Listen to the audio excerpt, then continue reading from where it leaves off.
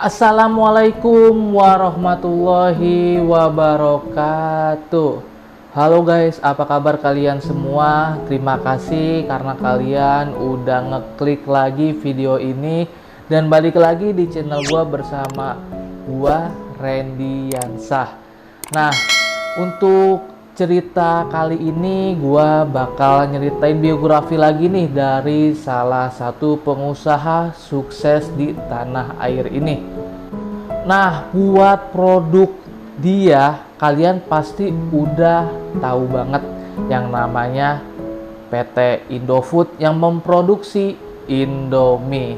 Nah, gua yakin nih kalian semua pasti setuju banget sama gua kalau memang Indomie itu selain murah, merakyat, dan juga rasanya tuh enak banget. Apalagi kalau misalkan kita makan pas lagi hujan-hujannya.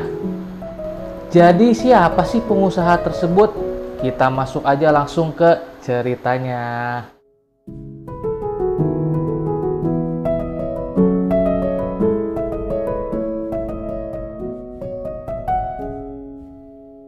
Nah, jadi pengusaha ini itu bernama Om Antoni Salim yang merupakan anak dari Sudono Salim. Jadi Sudono Salim ini merupakan salah satu pengusaha yang sangat sukses di era sekitar tahun 1950-an ke atas ya guys. Nah, si Antoni Salim ini lahir di kota Kudus tepatnya pada tanggal 25 Oktober 1949. Om Antoni Salim ini merupakan tokoh penting dari Salim Group. Jadi Salim Group ini menaungi beberapa perusahaan termuka yang ada di Indonesia. Nah, perusahaannya itu merupakan perusahaan warisan dari mendiang sang ayah, yaitu Sudono Salim. Jadi Om Antoni Salim ini merupakan salah satu konglomerat yang ada di Indonesia. Memang guys, beberapa tokoh juga kan ada ya yang masuk ke kalangan konglomerat, tetapi memang gelar ini sangat cocok untuk diberikan kepada Om Antoni Salim karena dia memang merupakan seorang pengusaha yang sangat sukses. Dia tidak hanya menekuni satu bidang, tetapi begitu banyak bidang bisnis yang ia jalani, dan sebagian besar bisnisnya ini ternyata menghasilkan kesuksesan yang sangat luar biasa dan terus menumbuhkan pundi-pundi kekayaan bagi Antoni Salim. Untuk latar belakang Om Antoni Salim, dia ini pada saat usia 25 tahun menikahi seorang wanita dan mempunyai 3 orang anak. Pokoknya 3 nama anaknya tuh belakangnya ada Salim-Salimnya gitu deh guys. Nah, udah gitu dia juga pernah menempuh pendidikan di Inggris. Nah, setelah itu akhirnya Antoni Salim berusaha untuk terjun di dunia bisnis dan dia ternyata masuk dalam 10 pebisnis terbaik yang ada di Indonesia. Bagaimana sih ceritanya Antoni Salim dapat mewarisi bisnis Salim Group dari sang ayah? Nah, jadi ceritanya gini guys. Memang pada saat itu terjadi krisis moneter pada tahun 1988. Perjalanan bisnis Om Antoni Salim ini bisa dikatakan mulus ya, tetapi tidak mudah karena krisis moneter tersebut. Setelah dia menyelesaikan kuliahnya di Inggris, dia pulang ke tanah air dan bertekad untuk menjadi pebisnis yang hebat. Si ayah ini mewarisi berbagai bidang bisnis mulai dari pangan, perbankan, bangunan, dan beberapa bisnis lainnya. Tetapi yang bikin Antoni Salim terkejut ini dia tidak hanya diwarisi bisnis ya. Harusnya kan kalau anak-anak kan sebenarnya seneng ya kalau diwarisin bisnis, jadi tinggal nyantai aja di rumah. Terus ngelanjutin bisnis keluarga deh tanpa memikirkan apapun.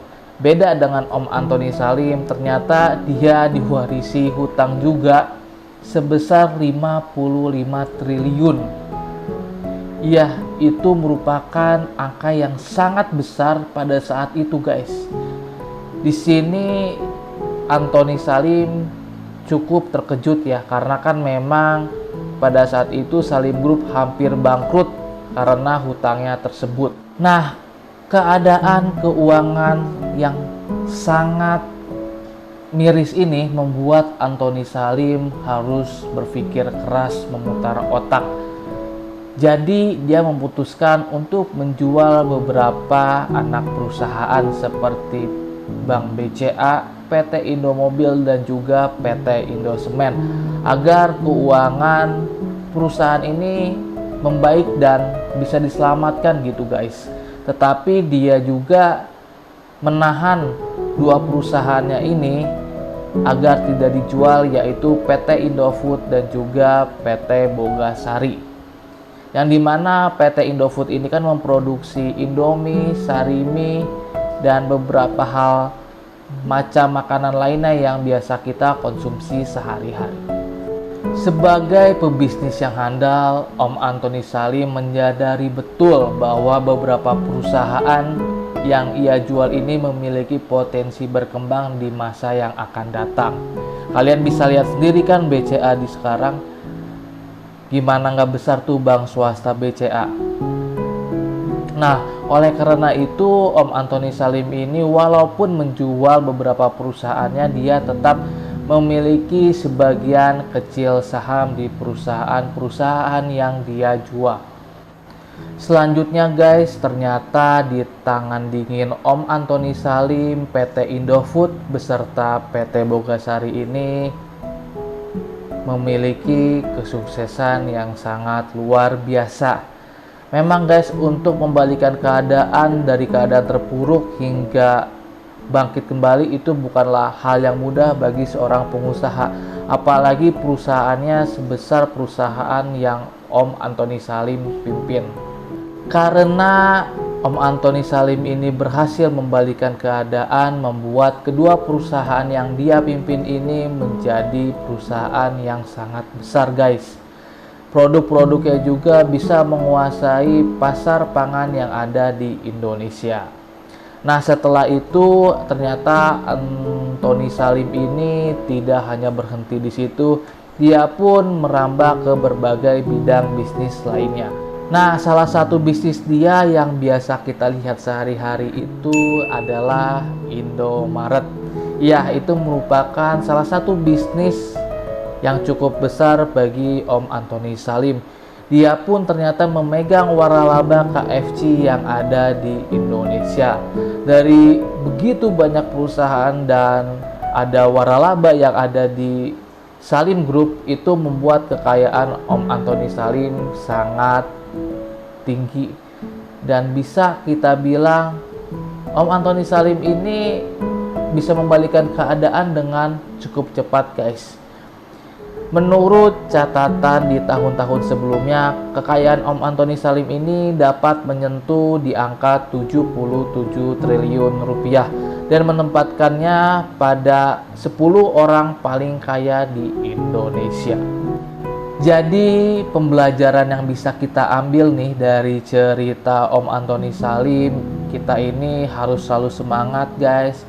Tidak boleh pantang menyerah dan harus selalu yakin dengan setiap keputusan yang kita ambil.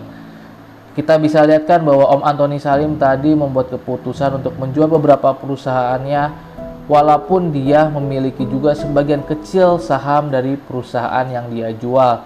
Dan dia mempertahankan dua perusahaan yang menurut dia bisa menghasilkan keuntungan di masa yang akan datang. Memang guys, Om Anthony Salim ini terlahir dari keluarga yang berada. Karena kan kayak yang tadi gue bilang bahwa bapaknya merupakan seorang pengusaha kelas kakap. Walaupun akhirnya pada krisis moneter 98, ayahnya ini mewarisi utang 55 triliun kepada Om Anthony Salim. Ini merupakan sebuah tantangan buat dia agar dia bisa berpikir keras untuk membalikan keadaan perusahaan yang hingga saat ini sangat sukses besar. Kita harus selalu semangat, tidak boleh menyerah, dan juga kita harus selalu berdoa kepada Yang Maha Kuasa bahwa di setiap kejadian, di setiap musibah yang datang kepada kita selalu ada pembelajaran yang mungkin pembelajaran itu nggak pernah diajarkan di bangku sekolah hingga kuliah guys. Jadi guys, jika kalian suka sama video-video gua, boleh di subscribe, like, share, dan juga komen, dan dibagi ini sama teman-teman kalian. Jika ada kritik dan juga saran, boleh banget ya di komentar di bawah video ini. Dan kurang lebihnya mohon maaf banget karena memang gua hanya manusia biasa yang bisa punya kesalahan seperti orang lainnya.